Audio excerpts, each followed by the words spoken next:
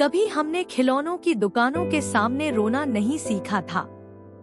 कभी हम माँ से कहते थे, एक कागज दो ना, मैं नाव बनाऊंगा। वो एक पन्ना जो कभी स्कूल की पुरानी कॉपी से फाड़ा जाता था, वही पन्ना हमारी पूरी दुनिया बन जाता था।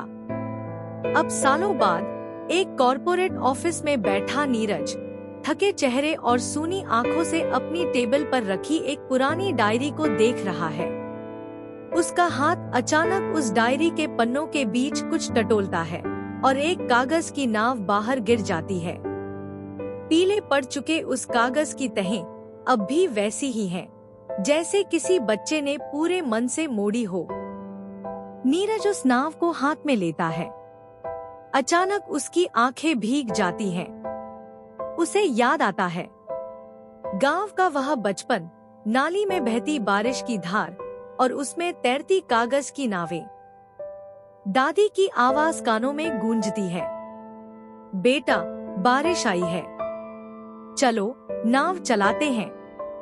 नीरज दौड़कर बाहर भागता था, अपनी छोटी सी कॉपी से एक पन्ना फाड़ता, उसे मोड़ता और वो कागज की नाव उसकी सबसे बड़ी खुशी बन जाती। कोई बैटरी नहीं, कोई स्क्रीन नहीं, बस मन में उड़ते सपने और हाथ में एक कागज। पर अब वही हाथ एक महंगे मोबाइल को थामे रहते हैं। अब बारिश आती है तो खिड़की बंद हो जाती है और वॉलपेपर बदल दिया जाता है। नीरज की आंखों में अब स्मृति की नमी है। वह एक लंबी छुट्टी लेता है और वापस गांव लौट आता है। गांव का वही पुराना मकान, टूटी चारपाई, आंगन में खड़ा पीपल का पेड़, सब वैसा ही है। बस अब दादी बहुत बूढ़ी हो चुकी है।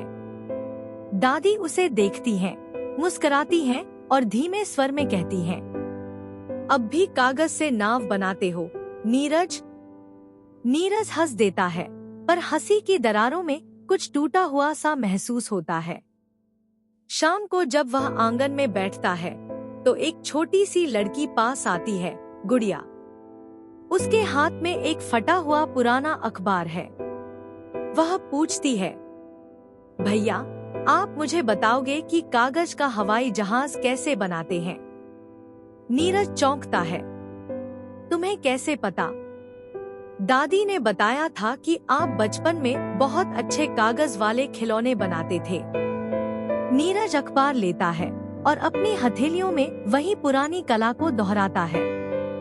हवाई जहाज बनते ही गुड़िया ताली बजा देती है, जैसे उसकी आंखों में सचमुच का प्लेन उड़ गया हो। उस रात नीरज अपनी माँ की पुरानी अलमारी खोलता है।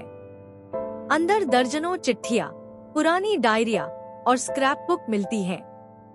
हर पन्ना किसी भावनात्मक क्षण की आवाज है। कहीं माँ ने लिखा है, आज नीरज ने अपने पापा को पहली बार हंसाया। कहीं है, आज नीरज ने कहा, माँ मैं बड़ा होकर लेखक बनूंगा। और एक जगह लिखा है, उसने आज अपनी पहली कहानी एक कागज पर लिखी, मैंने संभाल कर रख लिया है। नीरज का दिल भर आता है। वो उन कागजों को हाथ में लेकर बैठा रहता है। धीरे धीरे उसे एहसास होता है कि वो कागज अब केवल पन्ने नहीं हैं।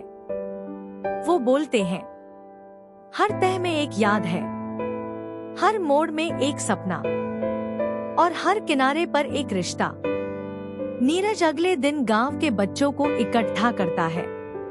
वो उन्हें सिखाता है कैसे एक पन्ने से नाव बनाई जाती है, कैसे 2 पन्नों से हवाई जहाज और कैसे 4 पन्नों से एक कागज का घर। बच्चे हंसते हैं, खेलते हैं, उड़ते हैं।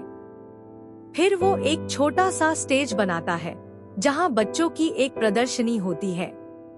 कागज की दुनिया, चारों तरफ कागज के फूल, तितलियां, घर, घोड़े, टोपी, यहाँ तक कि एक कागज का स्कूल। गांव के लोग हैरान हैं। दादी कुर्सी पर बैठी देख रही हैं, आंखों में गर्व और सुकून। एक बच्चा पास आता है, और पूछता है, दादी, ये कागज सच में बोलते हैं क्या?